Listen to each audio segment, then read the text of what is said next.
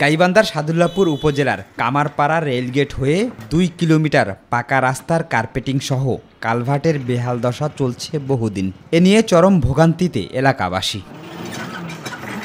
এ সড়ক দিয়ে autorickshaw, CNG, private car, truck সহ শিক্ষার্থীদের যাতায়াত প্রতিনিয়ত। একমাত্র রাস্তা হওয়ায় বিড়ম্বনার পাশাপাশি দুর্ঘটনার মুখোমুখি হচ্ছে অনেকে। এই ব্রিজটার আয়ুষ্কাল অনেক আগে শেষ হয়ে গেছে, সে ব্যাপারে এলজিডি ডিপার্টমেন্ট উদাসীন এবং তাদেরকে বারবার বলার পরেও তারা কোনো কর্ণপাত করেন নাই। 15 থেকে 20 বছরে এই রাস্তায় কেউ হাত দেয় নাই। কিছুদিন আগে একটা অটো অ্যাক্সিডেন্ট করছিল, বাচ্চা ছিল, বাচ্চা সহ ব্রিজের নিচে পড়ে যায়।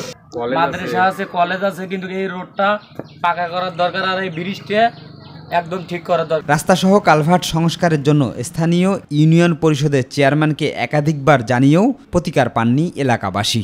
কামারপাড়া কলেজের সামনের যে রাস্তাটা প্রায় আনুমানিক 2 কিলোমিটার, এই রাস্তাটা অনেক জীর্ণশীর্ণ।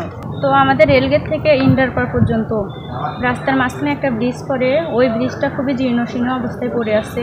রোডের মধ্যে বিভিন্ন বড় ধরনের ছোটখাটো দুর্ঘটনা দেখা দেয়। রাস্তা ও কালভার্টটি সংস্কারে এলজিআইডিকে জানানো হয়েছে বলে দাবি ইউনিয়ন পরিষদ চেয়ারম্যানের।